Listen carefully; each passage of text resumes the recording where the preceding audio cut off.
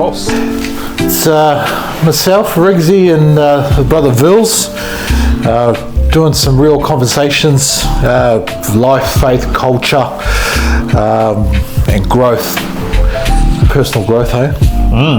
No preaching, no hype, man, just real conversations. 100.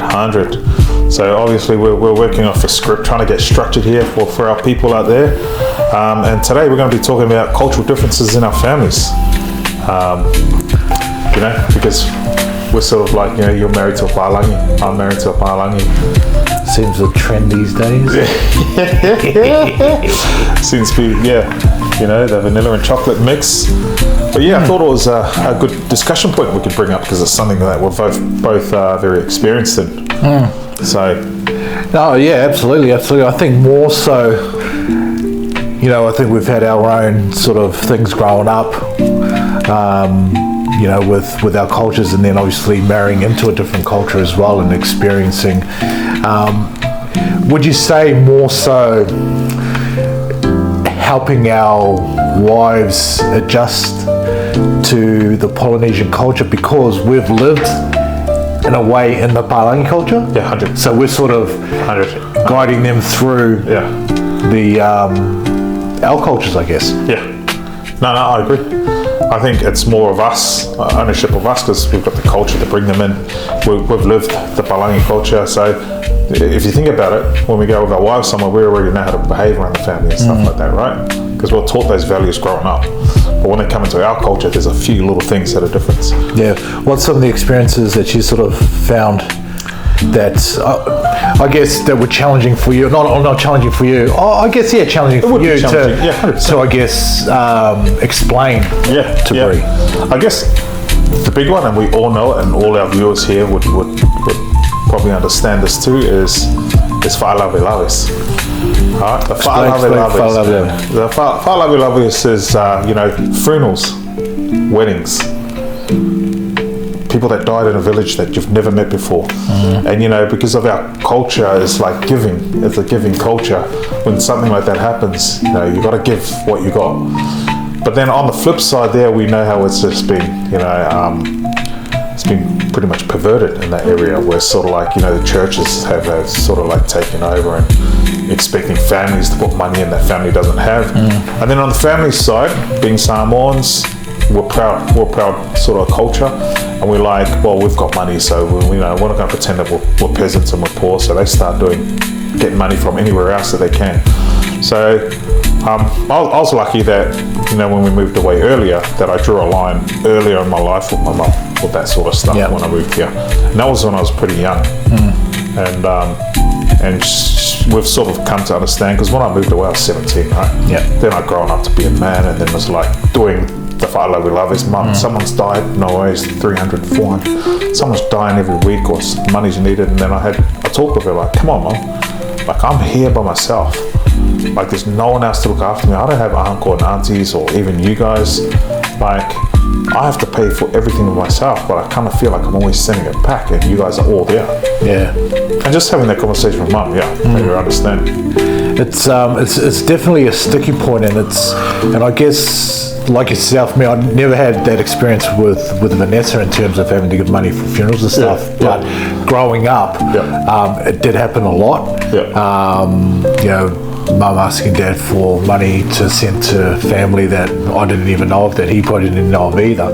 So I did experience it in that way, and I think it's good in a sense that we were, like yourself and me, separated ourselves from the family and got away from it. We didn't sort of had to be front line, I guess, and there. So we sort of get a second hand being in a different country, which helped.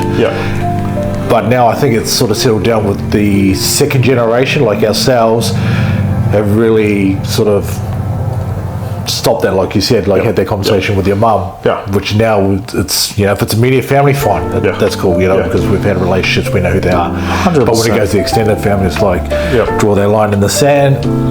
No, thank you, mate. So what was your recent experience with that sort of stuff? When was the last time you were like thankful, like, hey man? Just like as I was saying, it was probably when I was last in New Zealand growing up. Knowing that, because the old man was the breadwinner back then, and I don't know, mum used to ask for money and stuff, and she was just doing it out of the goodness out of her heart. Yeah. But at the same time too, it was like we don't even know this person. It was just like it was a distant relative. Like we did know him, but not like we had communication with him. Like you know, not frequently, but you know, every now and again. Yeah. It was just like a blue moon sort of a communication, you know. So it wasn't really a relative, but not like a close relative. So that was the sort of first experience that I had of it. I can't remember how old I was. But you know, I can remember the old man talking about it at that time, saying, you know, we don't. That's I'll give you the money, but it's like, you know, who is this person? Just give it whatever. So, 100%. Like, well, that sort of stuff. Just giving the money, changing that. That's probably part of the culture I'm not taking forward with my family, but I still sort of have that part where, like, if there's something that's going on with a family member and it's in our little circle, you know, immediate family, like someone needs help, my kids will chip in. You know, Uncle Simo's birthday or a big birthday, come on guys, we're going to go support Uncle, put something together. But it's never like, here's a dollar amount. I want everyone to put $100 each. You know, that sort of stuff. It's like, give what you guys, give what you can. If you can't give anything, that's right, turn up, you know. And that's the key, I think, as well, because I remember like hearing of family members, there was like a certain amount that we had to do. Fixed amount, fixed amount. And then it was like, oh, we gave 4,000 or something to this thing, you know, and they announced it. I'm like, bro, it's, to me, like anything, even for like a birthday, they are just that's it, man. Happy birthday, man. But it's like the old school guys. It's just like, yes, you'll get this amount of money. Thank you to Salipa family, $4,000, 100. You know, that sort of stuff. Is like, bro. You stand up front, you're like, and then the next family, $6,000. You're like, oh, what? Get my money back. But then at the end of the day, when everything's all said and done, you're eating Weet-Bix and noodles for the next 100%. month. That was a pretty sad memory. I remember when we were a lot younger, because it happened, you know, in our family. And our mum used to like go to the bank and get loans. Well, what are you going to loan for? We need a $2,000 loan to put towards this, you know. But we don't even have food for school, mum. You know, we're not. And that was the thinking back then. It was all about status, and that, you know, you couldn't be shown to have nothing. At that time, there, like, you know, you're relatively young. You know, you just sort of. I guess you do have a fair idea of money. How did that sort of make you feel?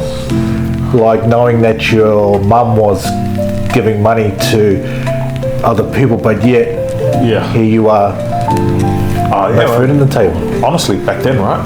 Back then, no impact, because you don't know. It's just life. It's just like, all right, whatever. You listen to mum, all right, I've got some pay, here's some money, you know, it's just what it is. But then when you grow out of it and you look at it and you just think, man, that's pretty toxic, man. That was, you know, you kind of think like, as a parent, myself in this situation, I would never go get a loan amount for $2,000 to go and give it to some people when I can't even pay for my kids to eat. You know, so just, obviously when you get older, you look at it and go, what? Yeah, like I said before, I think the second generation people like yourself, me with kids, have stopped that bullshit. 100%. You know, and sort of, you know, and I think we've touched on it before, like really taking the positives from all the cultures that we're involved with, 100. You know, and sort of giving it to our kids. I remember one time we were talking, like when we were growing up, we were told that you only speak when you're spoken to. That's right. You know, that's right, when now, like I see your kids, you know, you give them the opportunity to speak. It's not to go, but you know, you give them the opportunity to speak, and it gives them that opportunity to grow. And that's something I'm probably speaking to myself here, because I still struggle with that. Being 40 odd years of age, you know, I still feel like in a professional setting, like if I know that I'm right, I won't speak up. I'll sort of come back after the fact instead of speaking up at the time. Because we've been taught at a young age, right? Just even if you're right, be quiet. You're a kid. Shh. You don't know. What do you know? And 100%, that kills confidence. And I struggled with that too growing up. Just thinking like, oh, it's not my place, not my place. But over the years, I'm like, man, I've shaken away from that sort of thing. And just like, no, you got to speak up. And I think that conversation early in the days with my mum, because, you know, your mum's like that big primary sort of like, you know, mum's the matriarch of the family. 100. And just going back in her and just like, no, man, this is not right. You can't do this. And now she's with me now. She'll never ask me for money and stuff. She'll tell me about things that are happening, and I'll put money forward sometimes. She goes, okay, thanks. But I remember we had a really hardcore sort of nah man, that's not fair. I can't feed my kids and you want me to send you money? Yeah. Like, what the hell? What's wrong with you?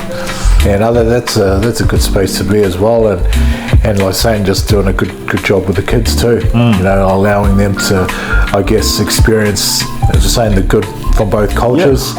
You know, and, but you give them a choice, right? You give them a choice. 100. Because then, you know, you can see which kid's sort of like, oh yeah, dad, I've got you, you know, I'll put it forward. And generally they all are like that. You know, like, who wants to help? Oh yeah, I'll help. Instead of like, hey, give that money, man. And they don't know what, you know, what we were planning when we were like trying to plan for our futures and stuff. Oh no, you need that money, you know. And we just never question that sort of stuff. My kids won't question, but they also understand they have an option. You know, it's up to you guys. You can put it in if you want. Yeah. You know? But they see me do these things all the time, help people out. Yeah. So they're like, oh yeah, that's good. Let's go help Uncle. Or let's all chip in for someone's birthday. Yeah, it's that leading by example. You know, you're not only, you know, speaking it, you're living it as well. So when the kids see it, it's like, oh yeah, no, Dad's saying it, he's actually doing it as well. So you know, it's just setting that example, and I'm sure a lot of people, a lot of fathers and mothers are doing that as well. 100%. But I think now the kids these days, mate, because of us, you know, we've set them up for a good future. Not saying that, and I think we've had this conversation in the past as well, not saying that our parents did a bad job, it's just that they didn't know any better. That's cultural, right? Yeah. That's cultural. And you know what? We wouldn't change it, right? There's no regrets there. We grew up and we saw a good contrast, and that's why we're pretty good at balancing things, because we saw it from, you know, having no money to be able to have money and to be able to manage that as well. So I wouldn't change a thing. And you know, our parents never knew anything any better. Yeah, and I think that I'm just again talking to myself. Really, I just think, you know, sometimes I sort of have a look at the gaps that were there from, you know, from mum and dad, and I think, get down. I'm like, bro, shut up. Yeah. You know, that's all they knew. Yep. You know, they didn't know any better. 100. You know, and I think that's why we're in a good spot now, and you can see it with your kids. I can see it with, you know, Paddy and everyone else. Is that, you know, they've pulled out the positives, and they know that the bad experience, they're not gonna. They steer the kids away from it, you know, and give the kids a head start in life. Speaking of the kids, young Jara.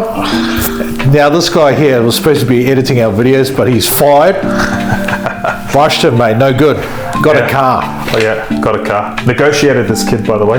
Yep. I like driving him. Like, well, so now you want your dad to drive you around in your car? What sort of car is it? Jara, how old is he? Jara's 16. 16 last year of school.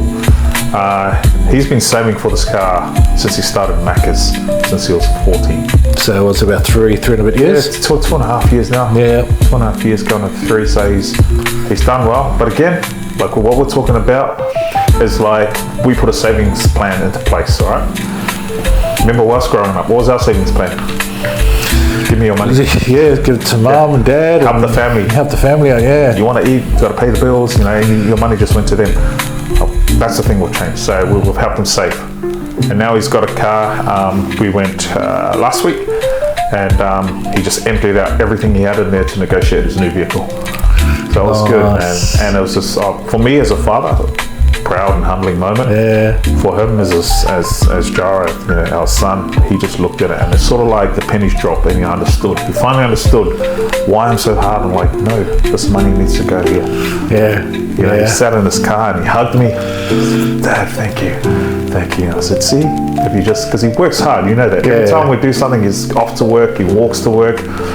Rain, hail, shine, he's doing what he needs to do. And I said, this is all you, man. This is all your effort. Dad didn't do anything. We just put it aside for you. But now you understand why it's so important to put more and more away. Because if you did more money than what I told you to do, you could open it up and buy a bigger car. But it doesn't matter. Right now, you've been blessed with this. Yeah, he must be absolutely stoked with his purchase, and still on his hours. He's still on his hours. How many more hours? He's working on his hours. He's only like 30% of the way there. Yep. 30%. But like obviously now he's got his car.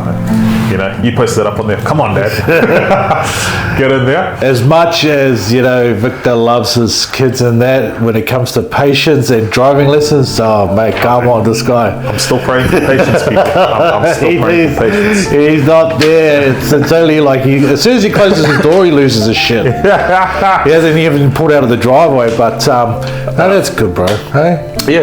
That's no, it's a two-way street there. God's always got a plan.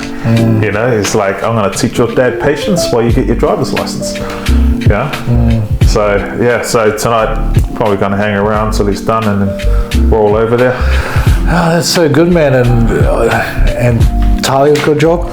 Yep. So our 13-year-old, who's really set to go to Macca's, got a job offer, and it's an opportunity. And you know, she took it with two hands and went and did a trial for 2 hours on a Monday. And they said, oh yeah, we're going to pay for the 2 hours, but we just want to trial them. And we're like, hey man, up to you. What do you want to do? She said, yeah. So she went in there. She was nervous as shit. But she stood at the front counter, took orders, made phone calls. First night she was a bit like, oh Dad, I'm just nervous. I said, just pray about it, you'll be all right. Because Talia is my little prayer warrior. Yeah. Like, she prays about everything. Anyway, next day she went in there. They said, you got the job, you did really well. We're going to pay you for those 2 hours, but can you start tomorrow? So she went the next day, and by the third day she's like, Dad, I love this job. You know, and she's getting like 3 hours a night. They love her. They're like, we want you, this, we'll give you a rest on Thursday. We want you to work on the weekends. Nice. And then her pay came in for the very first time today. $219 Oh wow. And she was like, should have been stoked. She was stoked. How she good. was stoked. And I'm just like, praise God, you guys, be grateful about these things, eh? Whoa, yeah. You know, it's, you know, ever since you gave me that that mentoring text thing that you did with ChatGPT. Yep. With you know, getting, you know, using Bible scriptures to help you through the day, man. It's just, it's been game changer for me, man. You know, like it's just helped me so much. Yeah. You know, just in the day-to-day stuff, because you know you forget about it when, you know, I'm not sort of, I guess I am using it as an excuse. You know, life sort of, you get busy. Yep. And you sort of forget. But this is actually, you know, taking me back to the basics. Yeah. You know, just remembering, just being grateful and just knowing who He is, man, and just resting in Him. Amen. You know. Yeah. And like I said, you know, we got the refinancing through the new bank. Shout out to Summerland Bank. But you know, it was just the way that He moves, man. Yeah. Yep. You know, I saw it like that. You know, you just think, bro, it's really, you just think, yeah, how did you forget this? Yep. You know? Yeah. How did you forget it? So, nah, man, it's good. That's amazing. That's awesome. Well, 2026, you know, we're always thinking about how we're going to evolve, how we're going to evolve finances, how we're going to, you know, do this, do that. And I was just thinking to myself, like, well, I want to get closer to God, but the biggest thing I want to work on is my character. All right? Yeah. Just be stronger in my character and just following God, like, you know, seek ye first the kingdom of God. That's been the question last year, at the end of last year, and I was like, how do I do that? How do I do that? So then I thought, and I came up with the idea, was go through to ChatGPT and have that chat and say, hey man, I want you to create Jesus's character only strictly relating to the Bible and be my mentor.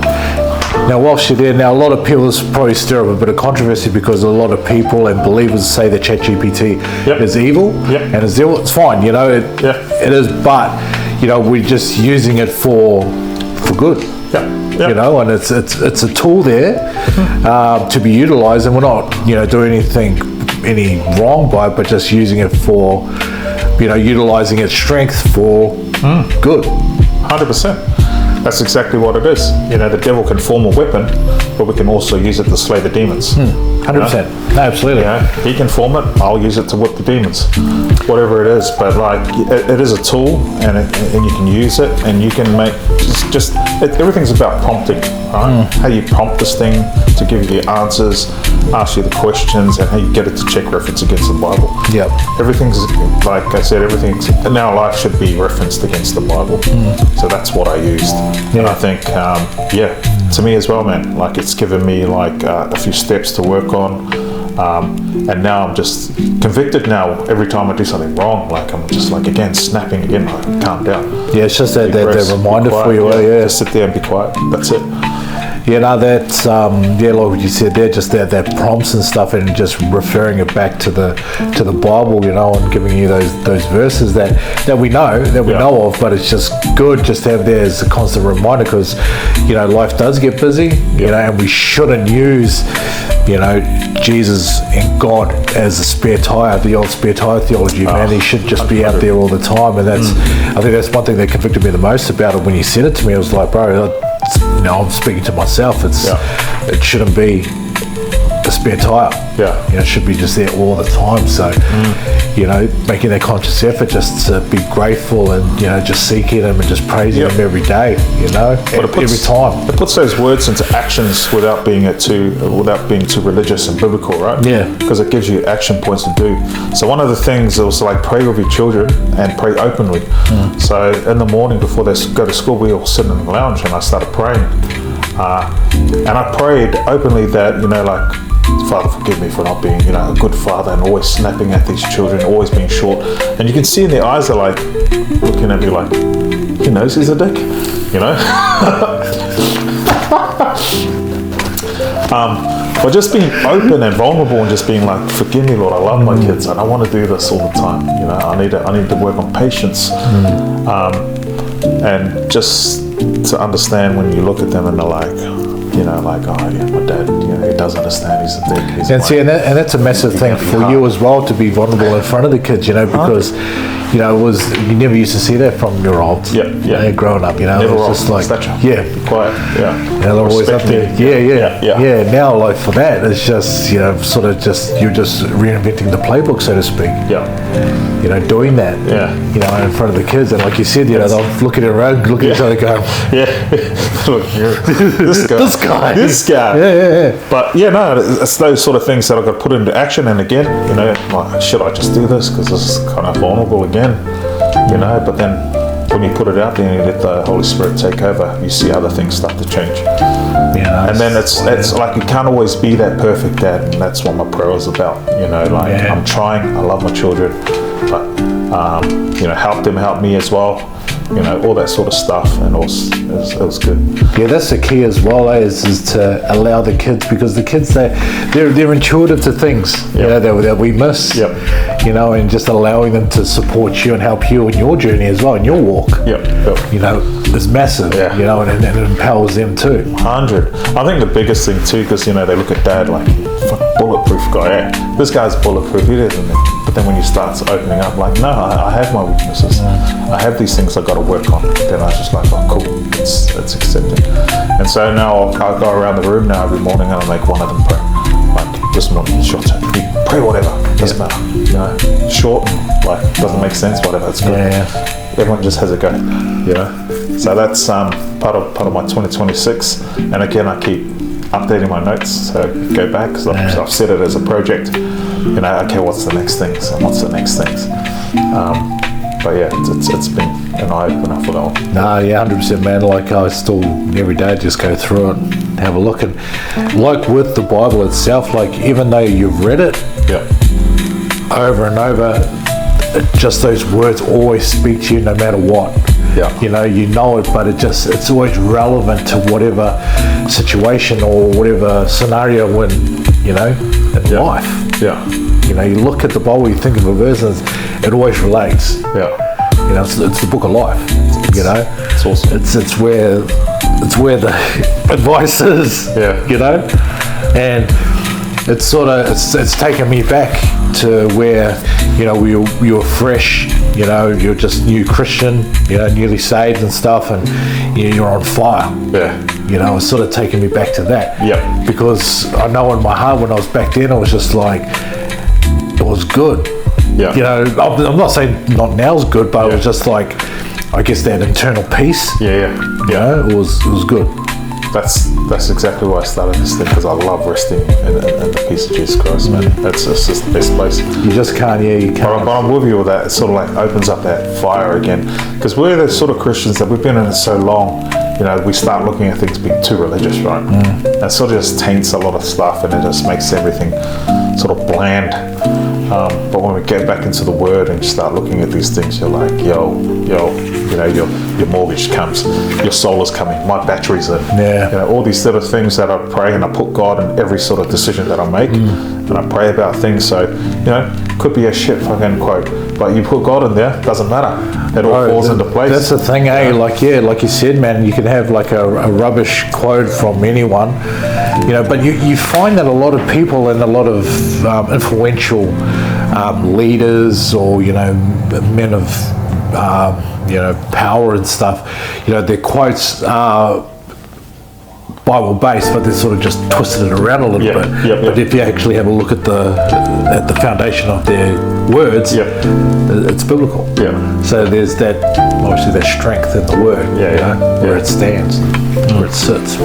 But yeah, 100%, it's just resting in it, man. So for me and you, brother, like that's the thing that we're working on, and I'll reach out to a lot of young men that were in our position, sort of like going with this. Would you look at it more like a religious sort of like, let's get to church sort of side, or would you look at it as sort of like a personal walk, when you're trying to sort of put this out to the guys out there on how we work? It's just all personal, man, you know, like some people might be convicted to go to church, some people might be convicted just to stay home and you know, do their own thing, you know, because, and I think we've spoken this before, is that you can't interfere in God's plan. Like, I don't know what God's doing in your life unless you share, but, you know, like, I don't know what your convictions are, and whatever they are, man, it's sweet. You know, I can sort of be a brother and support you and say, have my little 2 cents, but if you're not convicted by it, but God's got you on a different path, man, that's sweet, man. You know, I'll walk beside you. But it's just, man, whatever, it's just your personal relationship at the end of the day. Amen. You know? Not personal preference, but personal relationship with God, right? Yeah, relationship, man. It's personal, and that's what it is, and that's what it was from the get-go, hey? Because that's what drives you to do the other stuff, right? Amen to that. Yeah, man, no, for sure. It's coming down to one thing. Got another 20 in there? Did you have to reset it, or you got 40? No, got to reset because it does 29s. Cut.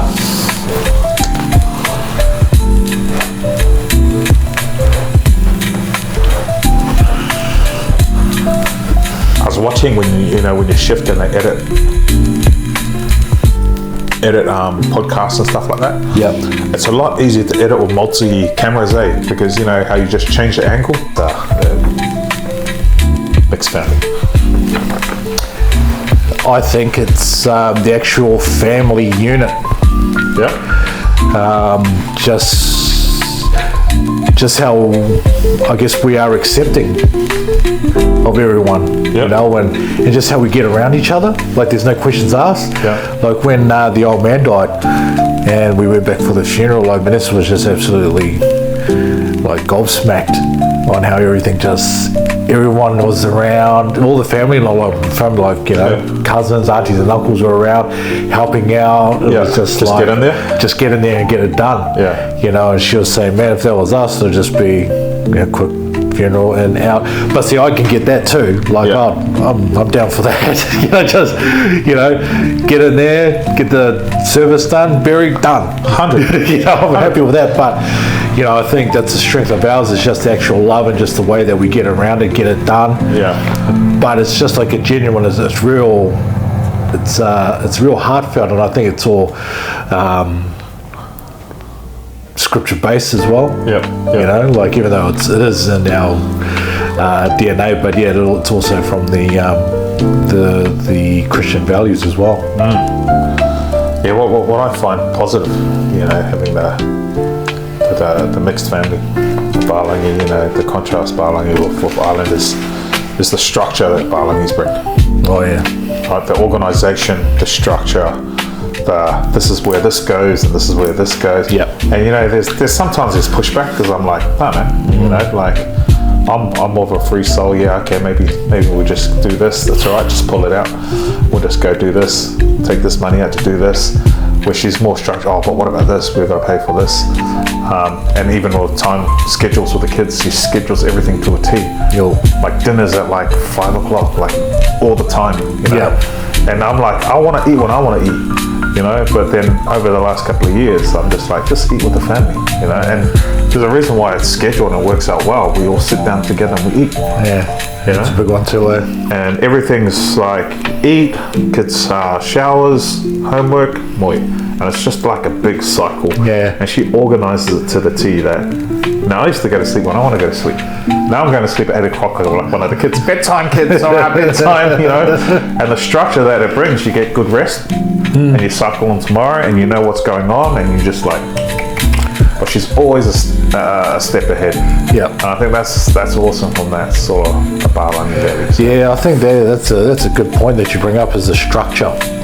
You know, because I think you know, as Polynesian men, we could sort of, you know, we can, you know, fly off the radar and just be a bit, I guess, lackadaisical with day-to-day activities, but having that structure in place and there's a reason behind it, you know, it sort of gives you that sense of purpose of the day. You know what you got to do. It's not like, oh, I'll do this later or when I want. You know, get done, and you know you're sweet. You know, and then you go, oh, cool. I achieved something. She's very structured, and it's like a tick box thing, you know. And like you said, we'll just clean it tomorrow. You know, we'll do it. Nah, man, today's the day. To the point now, you know, we've been together 10 years.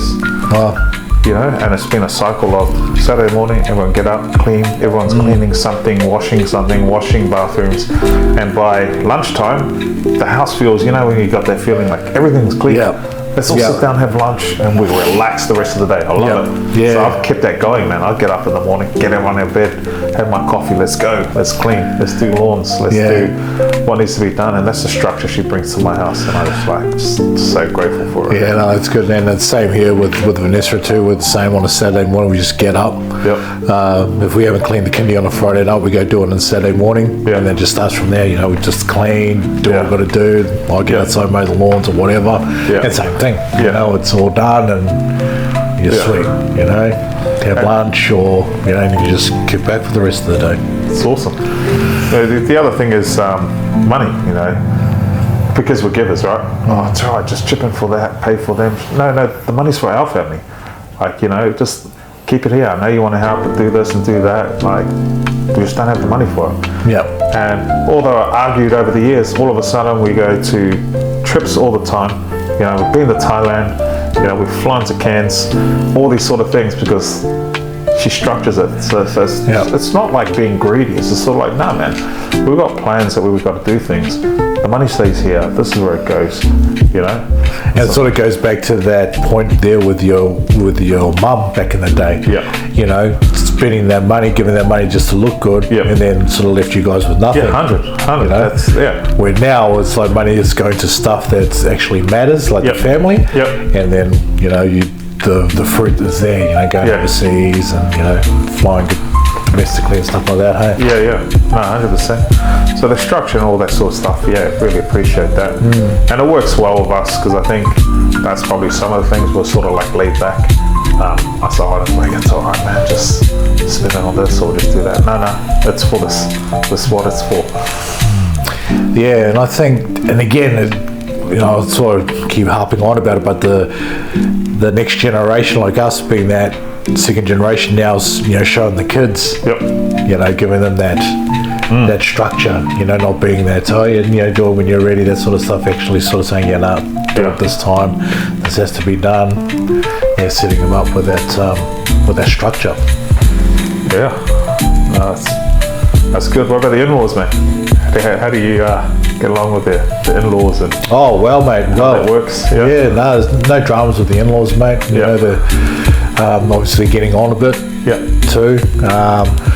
But there's no dramas with them, man. You know, sort of you do have to explain, you know, certain cultural things that sort of pop up if they ask. But other than that, man, it's pretty good. And I think just as well, you know, sort of being that old school as well, as sort of had that worldly sort of experience, and they're well-travelled people. Vanessa's old, you know, being around the world and stuff, so a very well seasoned, I guess, in terms of other cultures. And how do they find, like, you know, because of us, how we're like, you know, looking after our parents and stuff. Yeah. You know, they kind of see you as like, oh, this guy looks after his parents, you know. Yeah, well, that sort of attitude. Yeah, it's the same thing. Like, you know, after the funeral of the old man, you know, Vanessa went and told the parents, it was just like, man, it's next level. Yep. You know, the way that these, you know, they look after the family. You know, like, I'm not in New Zealand at the time to do it because my sister was moved back into home, and all the kids were there as well. Like, her kids were living at home, so they were helping out with the old man too, because he was getting a bit on at the time. And yeah, man, it was just like, it wasn't a way that would, you know, send the old man to a nursing home. You know, or the family was there.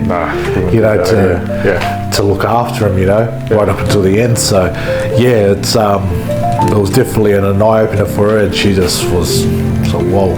This is unreal, just the way everything happened, you know. And she said, she goes, oh, I wouldn't dare send my parents to a nursing home. I said, no, bro. Like, I said, not while I'm around either, you know. 100. You're not doing that, man. No way. I guess that was a touching point on, you know.